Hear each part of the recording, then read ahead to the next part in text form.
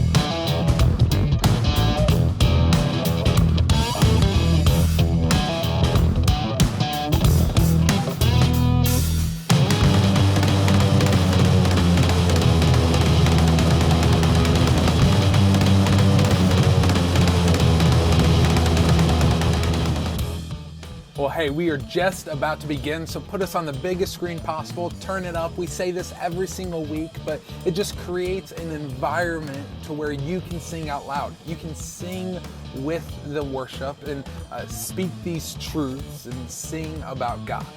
But before we get started, I want to let you know real quick about one thing that's happening next Sunday night, the 13th. And that's bonfire worship at 8 p.m. And this will just be an in-person event to where we can come together and worship as a community in person as well, just like what we're about to do. So like I said, turn us up, put us on the biggest screen, and let's get ready to worship. Your love's so great, Jesus, in all things. I've seen a glimpse of your heart, a billion years. Still I'll be singing. How can I praise you enough? How can I praise you enough? Oh, He is the Lord. You are the Lord Almighty.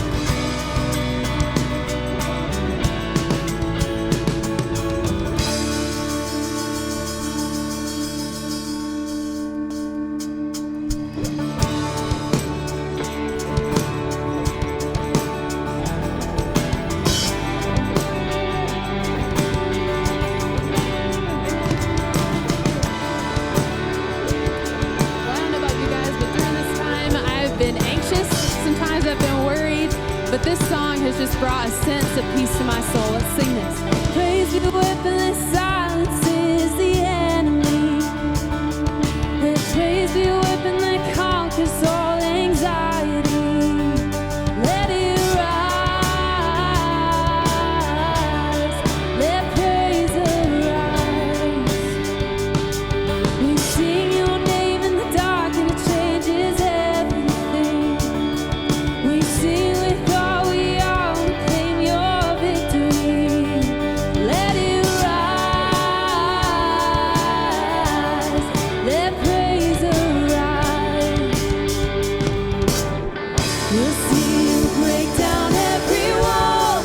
We'll watch the giants fall. Fear cannot survive when we praise you.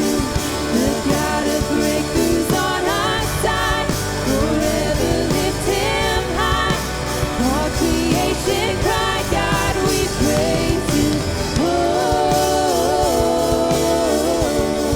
we praise you. Oh,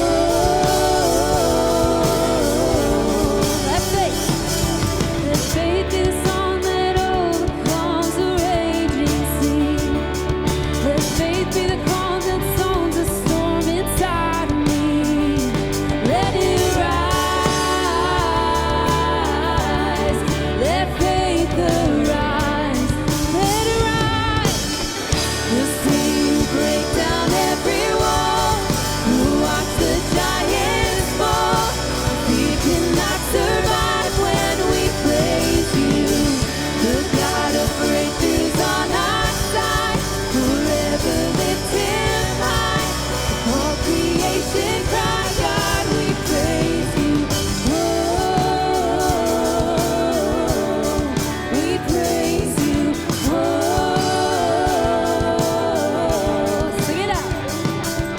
This is what living looks like.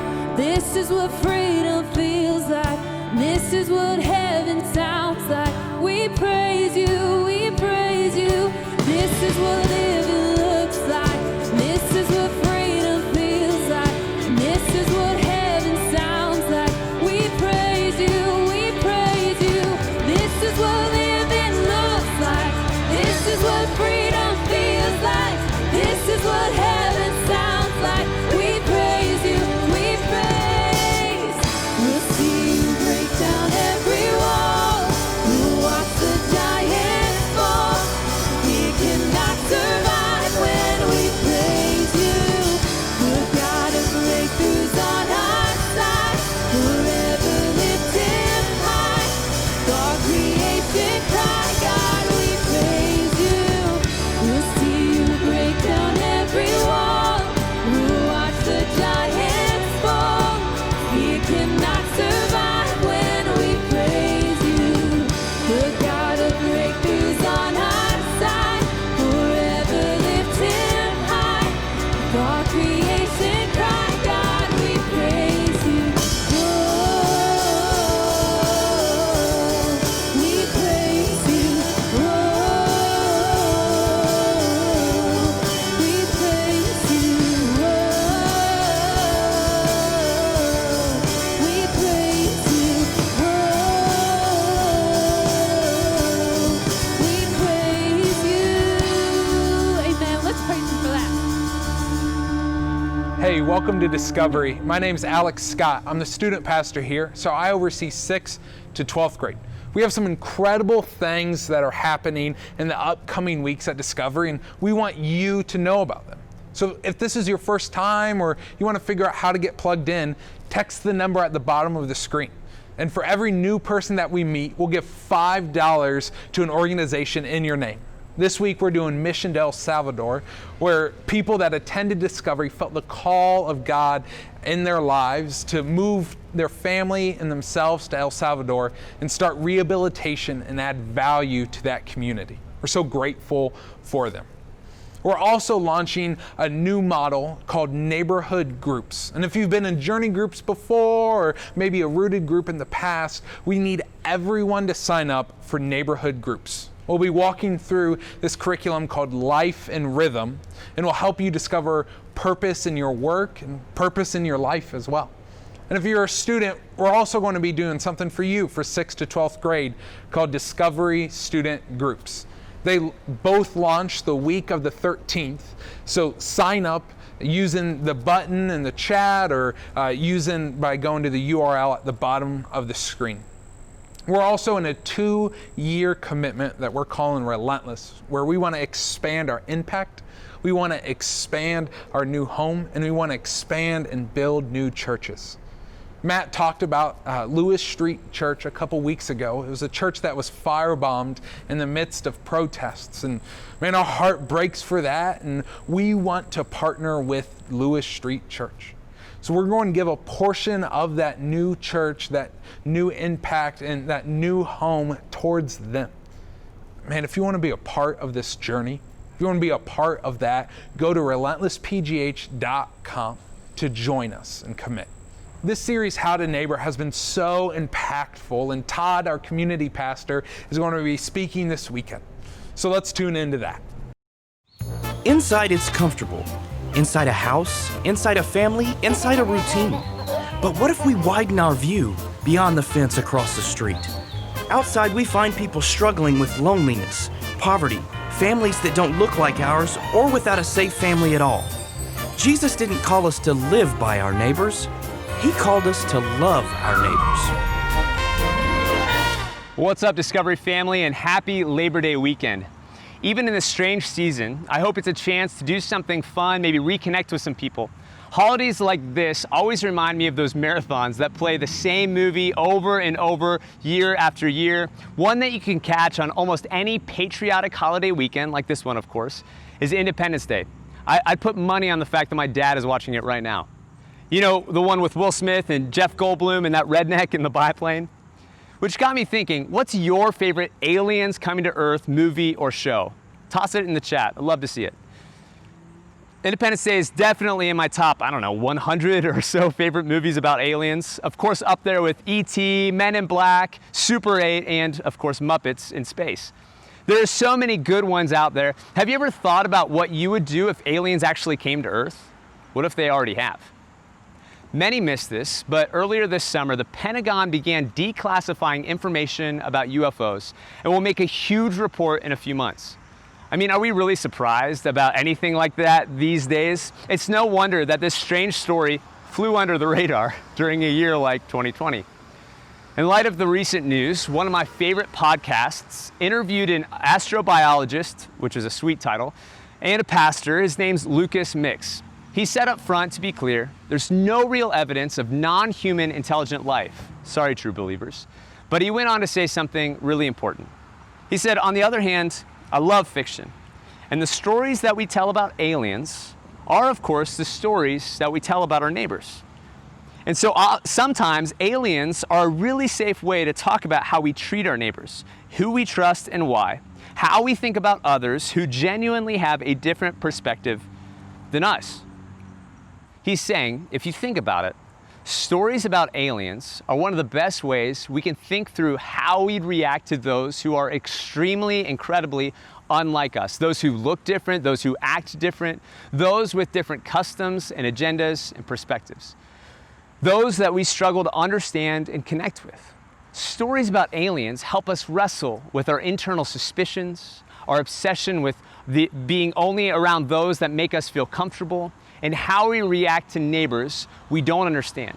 Neighbors who are so strange, they might as well be aliens. Maybe they are.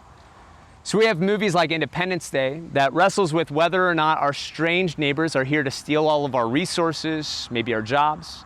We have movies like Men in Black that show us that some of our strange neighbors are safe and acceptable and others aren't. I think it's weird, though, that most of the alien movies about how our strange neighbors are really just misunderstood come from the perspective of kids. E.T., Home, even Super 8. Jesus had a lot to say about our strange neighbors, too. This morning, as we wrap up our series, How to Neighbor, we'll be taking a close look at how and why Jesus loved aliens. How he loved someone who couldn't be more unlike him, and why we should do the same. I love the way that one of my heroes, Bob Goff, puts it as he talks about loving neighbors. He says, we're not supposed to love only our neighbors, but Jesus thought we should start with them. I bet he knew if our love isn't going to work for the people who live close to us, then it's probably not going to work for the rest of the world. Jesus didn't say who our neighbors are either. Probably, so we wouldn't start making lists of those that we don't need to love. If we can learn to love our neighbors well, especially the strangest ones, maybe we can learn to love everyone else in our lives well too.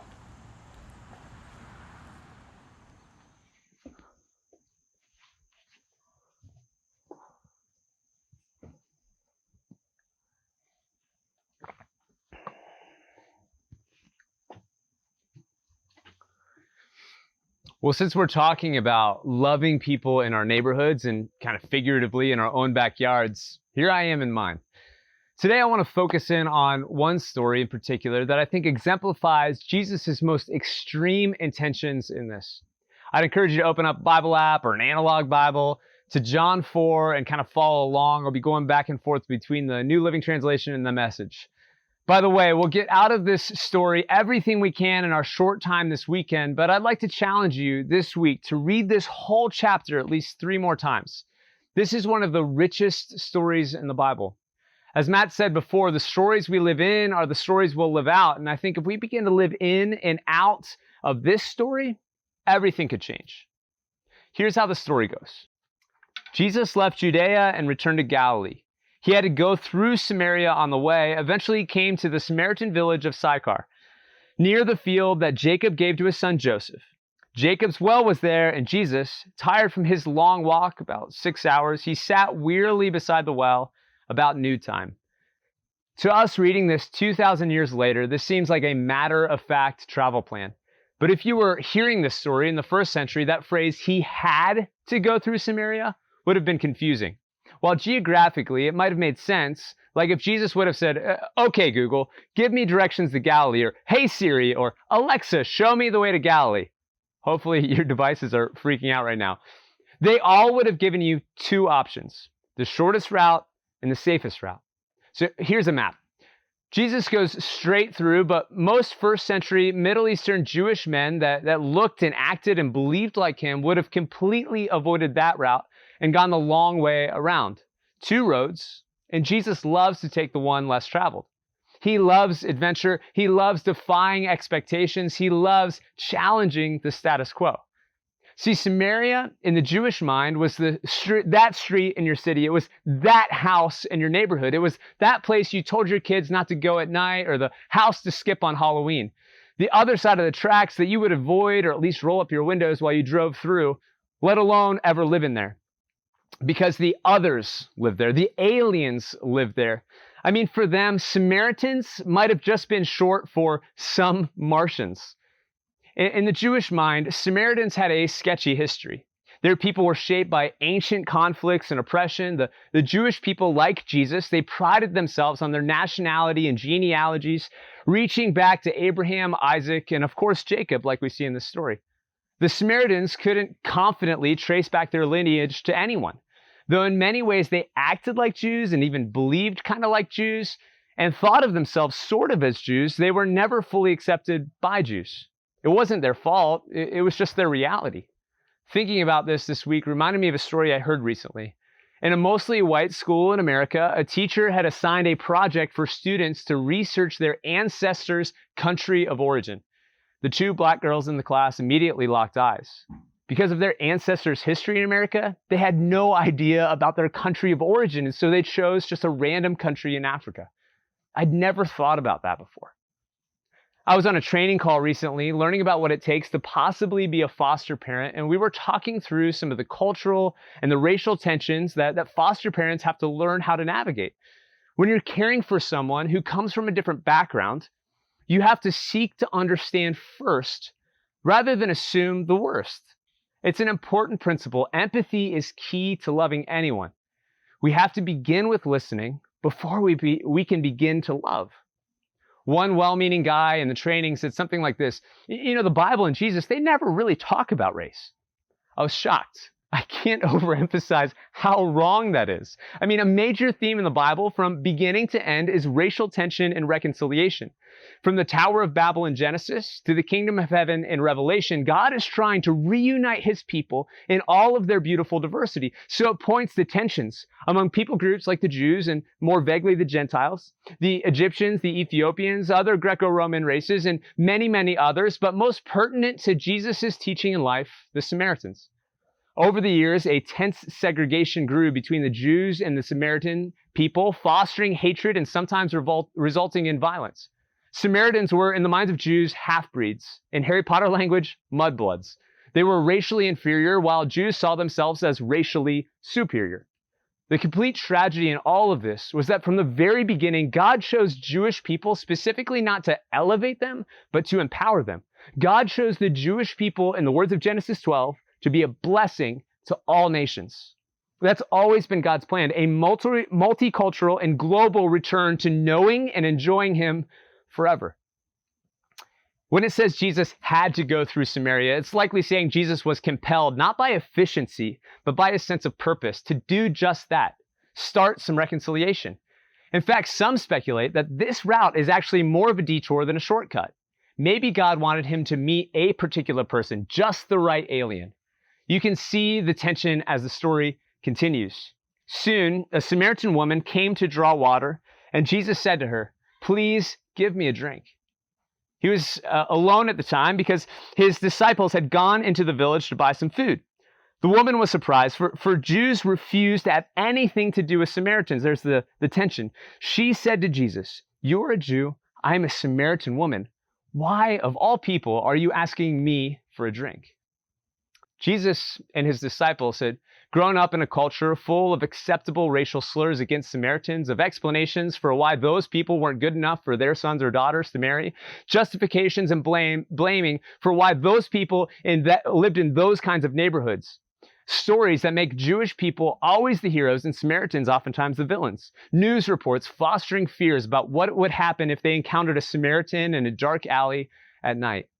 There were strict Jewish regulations that said you couldn't eat with Samaritans. You couldn't even touch a cup or a bowl after a Samaritan. Otherwise, you had to go through all of these cleansing rituals and red tape. And yet Jesus, the rebel that he is here to share a drink with her. There are countless examples in ancient Jewish literature, not the Bible for the record, but other commentators that emphasize this.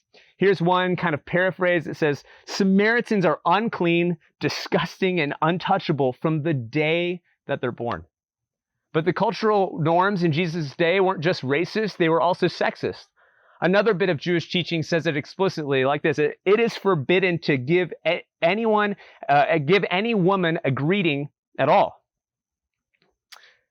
That's partly why the author of the story emphasizes that Jesus was alone. This was not just inappropriate, it was scandalous for Jesus to even have this conversation.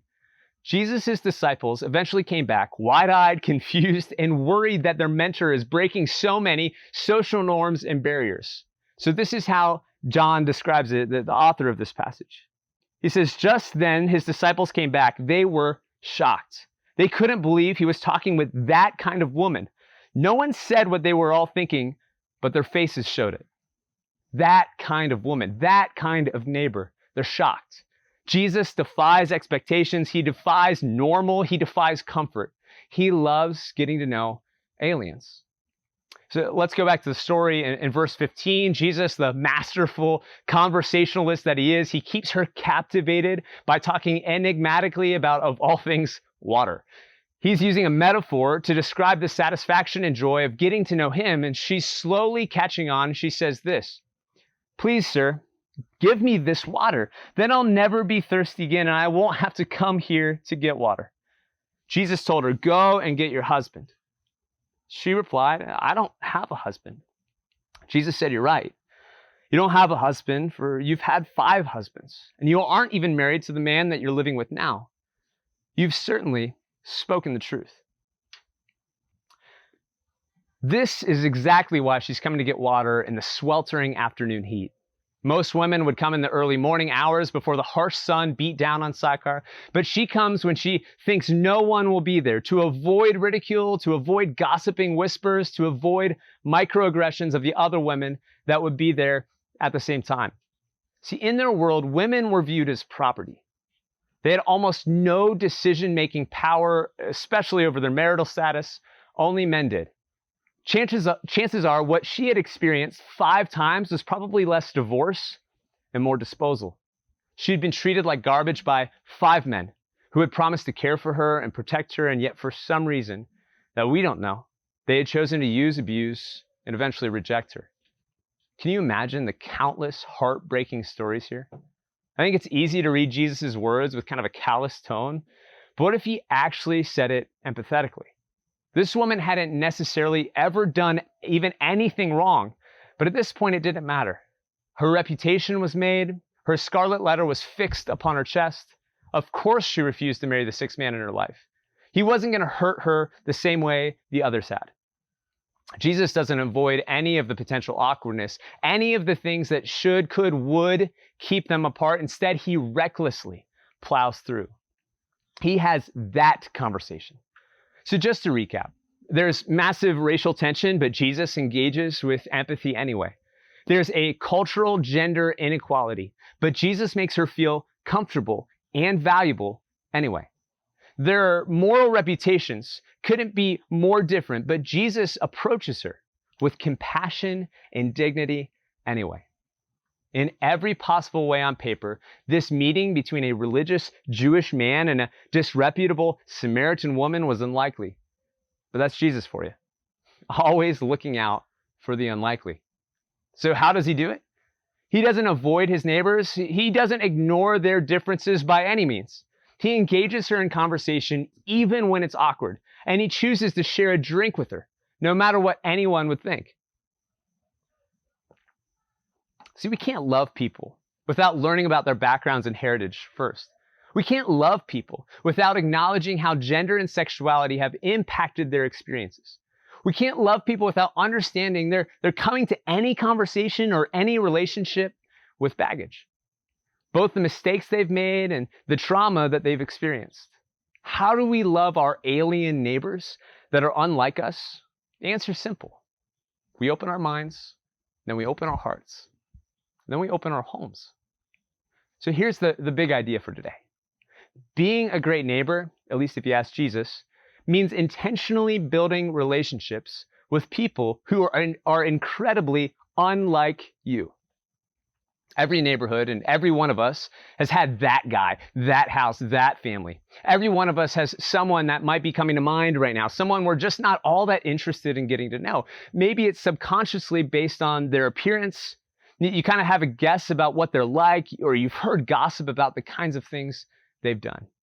I think Jesus in this story takes how to neighbor to the extreme. See, we're prone to ask, yeah, but even that one? And every time he says yes. Even the elderly recluse? Yes. Even the neighbor that keeps reporting us to the HOA? Yep. Even the family that's had the cops called for domestic disputes? Yes. Even the family that cheers for the Flyers? Probably. Many of us have a back porch like this one. Many of us have a grill like I have over there. Many of us have an extra seat or two at the table. At the very least, all of us have some fresh water we can offer. I mean, that's all it took for Jesus to connect with this woman. And actually, he didn't even have any to give her. He had to ask her for some. See, I'm not here to say you have an obligation to force your way into the lives of every person that lives around you. I think Jesus is showing us that we shouldn't let any excuses keep us from trying to get to know even our weirdest neighbors. As I've been talking to people about neighborhood groups, I've been kind of telling them there are 3 big reasons we're doing this. 1, neighborhood groups have a very clear sense of purpose. You learn to love the neighbors that we help you by giving you, and then you love the neighbors that God has already given you. Secondly, neighborhood groups have overlapping lives. You live closer and you're part of the same community, which gives you more opportunities to see each other and also to serve together those that live around you. Thirdly, neighborhood groups are more likely to be diverse, to be full of people that are unlike each other. Don't we need this more than ever right now? See, this is our response to Facebook's algorithm that turns our online lives into echo chambers. We all need face-to-face conversations with some Samaritans and maybe even some Martians. We'll see empty nesters and groups with newlyweds. We'll see single women with young families. We'll see Republicans and Democrats having that conversation through the lens of their primary allegiance to Jesus, I hope. All these generations, all these perspectives, and all these life stages bringing their insights together to learn and grow from each other. Well, if you haven't signed up yet, and you love me at all, please do it today. If you have any questions, message me at transom@discoverypgh.com. I'd love to talk to you more about it. How do we love those who are unlike us? Maybe start to learn by joining a neighborhood group, or just go across your street. Jesus had to go through Samaria. Who is God compelling you to go to? See, if we're being honest with ourselves, how to neighbor is actually pretty easy, even though it might be incredibly awkward sometimes. We just need the courage to try. And maybe we can get some of that courage by considering not just how, but why. I think this story shows us a few crucial reasons. One, being a neighbor to unlikely people reveals unlikely beauty. Since the quarantine began, we've all been out and about. We've seen our neighbors in the wild more often. I don't know about you, but I've been looking out my window, walking past them thinking, I bet we could be friends with that couple or that one, the one with the Dalmatian, or the ones that show movies in their front yard. I sit and dream about what it would be like to have best friend couples a few doors down. But like you, I'm just naturally drawn to people who look like me or about my age or my life stage. But the most interesting relationship I've begun to develop is with this older woman named Joan. It seems like I'm always right in the same spot, walking my dog around twilight when I run across her. Joan isn't the person I would have ever imagined clicking the most with. I mean, she's probably 40 years older than me. And on the surface, seemingly unlike me in every way. Yet I've probably gotten to know Joan over the last few months more than any of my other neighbors. She serves on our HOA and apparently wants me to join. She's incredibly kind and insightful. She's Catholic, but actually part of a rebellious dissenting group within it, which I think is awesome. She used to be an inner city art teacher. Oh yeah, and she spent a good chunk of her life driving around Northern Ireland, working with organizations, trying to reconcile conflicts between the Catholics and the Protestants. Joan is like one of my heroes now, but I would have never expected a person like her was living just a few feet down the street. If you take my challenge to read this story in John 4 3 times this week, I think you'll begin to see what I see in the Samaritan woman. She's resilient and strong. She's dignified despite her baggage. She's confidently questions Jesus about religious technicalities. She's insightful enough that she sees something in him that most people can't. She's bold and intelligent and a strong woman. Maybe that's why so many guys mistreated her, because she intimidated them. And as we'll see in a second, she's also an incredibly passionate influencer. When you get to know the neighbors who are unlike you, you'll begin to see where God already is and what he's already doing. You'll see the beauty and the potential of the people he's placed all around you already. In explaining what he was doing with this woman to his disciples, Jesus says this. He says, they ask about whether he's eaten or not. He says, the food that keeps me going, that fuels me, is that I do the will of the one who sent me, finishing the work that he started. As you look around right now, what would you say? That in about 4 months, it will be time to harvest? Well, I'm telling you to open your eyes and take a good look at what's right in front of you. These Samaritan fields are ripe, and it's harvest time. He's already begun working in the lives of the people in your neighborhood. There's already some incredible potential and beauty living right around you. Whoever they are, wherever they're from, no matter what they did, in the words of Backstreet Boys and Jesus. Even in the case of those who are so unlikely that they seem unlikable. When we begin to build a relationship with them, we might begin to see the beauty, the potential, the strengths in them. A monk from Kentucky, Thomas Merton, writes about the dance of loving the unlikable like this. He says, we are obligated to love one another. We're not strictly bound to like one another. Love governs the will. Like is a matter of sense and sensibility. Nevertheless, if we really love others, it will not be too hard to like them also. If we wait for some people to become agreeable or attractive before we begin to love them, we'll never begin.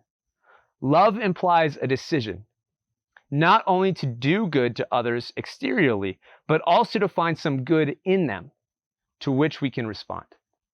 If we start with choosing to love someone, no matter how unlikely it seems, eventually liking them won't be too difficult either. I've experienced this firsthand. Just ask anyone on staff that's had to work with me. I think some of them like me now. Secondly, being a neighbor to unlikely people breeds unlikely results. See, I'm wearing my new Welcome to Flavortown shirt, which is, of course, a nod to my dude, Guy Fieri. Fieri? Something like that. In a lot of ways, he's become kind of a regular butt of cultural jokes like Nickelback. I mean, he's all about the donkey sauce. He loves the most ridiculous and unhealthy foods. He always has flames on his shirt, like he robbed a bowler in the 90s or something. And in the words of comedian Shane Torres, his hair looks like he was electrocuted by drinking a Mountain Dew. But his story is one of my favorites during the pandemic because as soon as this all started, he prophetically saw the impact on restaurant workers and began to raise money. Last I checked, he's raised over $20 million for out-of-work restaurant workers. He might be very unlike me in the frosted tips department, but sometimes the most unlikely people can breed the most unlikely results.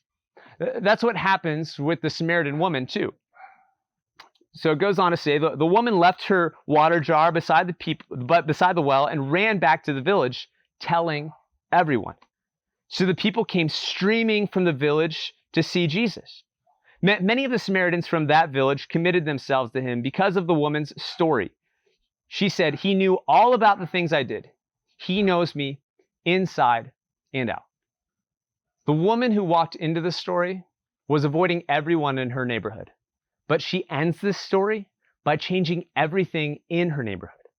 What if the last person you would have expected could be that person to change everything for the better about Mars or about Heritage Creek, about Adams Ridge, or about your neighborhood? Unlikely people sometimes breed unlikely results. Tim Keller writes about this kind of love. He says this: to be loved but known is comforting but superficial. To be known and not loved is our greatest fear. But to be fully known and truly loved is, well, a lot like being loved by God. It liberates us. It is what we need more than anything. It liberates us from pretense, humbles us out of our self-righteousness, and fortifies us for anything difficult life can throw at us. So loving the unlikely can unlock something in us and in them. That's really what unconditional love does for all of us. It gives us resilience, it gives us confidence, it gives us passion to give that love to others. Unlikely people can breed those unlikely results when they feel unconditionally loved. Which brings me to the last reason we should love our unlikely neighbors. Being a neighbor to unlikely people celebrates our own unlikeliness. It's natural to read yourself into Jesus' shoes in the stories like this, but if you continue to think about it, I think you'll find you have a lot more in common with the woman or his followers than Jesus himself. We need to be reminded of his love no matter our past. We need to be encouraged to break out of our own false sense of superiority and pride every single day. And if we're honest and vulnerable, we all would admit that we are unlikely to be loved for one reason or another. And yet we still are. I love the way that Paul writes about this to a church that's starting to get a little bit arrogant. He says, "Take a good look, friends, at what you were when you were called into this life. I don't see many of the brightest and the best among you. Not many influential, not many from high society families. Isn't it obvious that God deliberately chooses men and women that culture overlooks and exploits and abuses, chooses the nobodies to expose the hollow pretensions of the somebodies? Everything that we have, right thinking, right living, a clean slate and a fresh start, comes from God by the way of Jesus Christ." God consistently loves and uses unlikely people. Thank God that includes you and me. So don't let any barrier stop you from getting to know that unlikely neighbor, because no barrier stopped Jesus in loving you. Lean into all the awkwardness, all the differences. Ask the questions you feel uncomfortable asking and see where the story goes as you continue to learn how to neighbor, even if they turn out to be aliens. Well, hey, welcome to my neighborhood, specifically my backyard. This is where my wife and I, we've hosted so many events, so many people trying to be good neighbors, loving them, exactly what Todd was just talking about. Paul, the same guy that wrote 1 Corinthians that we read, also writes a letter to the church in Rome. And in Romans chapter 5, verse 8, he says that while we were still sinners, Christ died for us.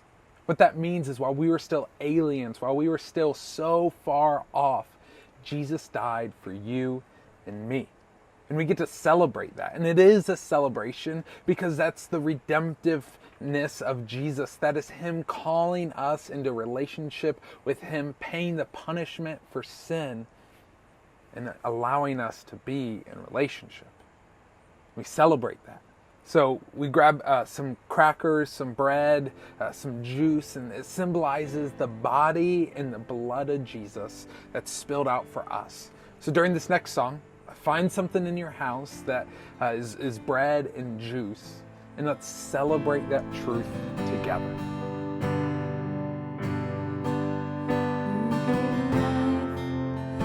You are love, you bring light to the darkness, you bring hope, you restore every heart that is broken. Great are you, Lord. It's your breath in our lungs, so we pour out our praise, pour out our praise. It's your breath in our lungs, so we pour out our praise to you only.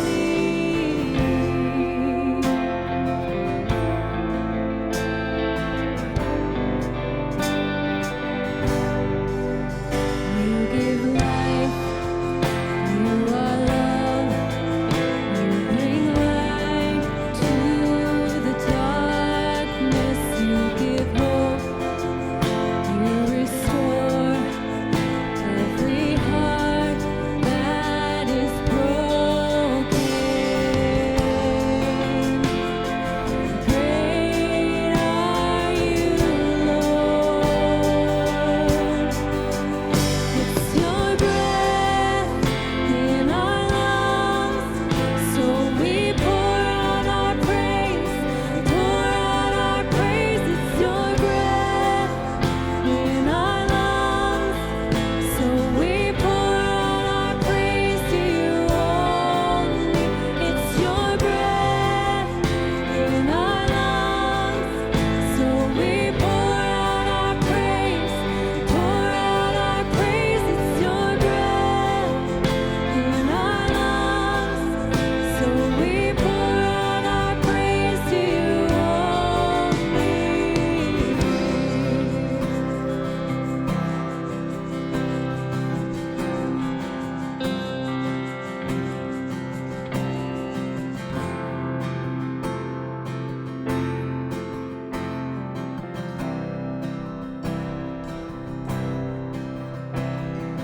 All the earth will shout your praise. Our hearts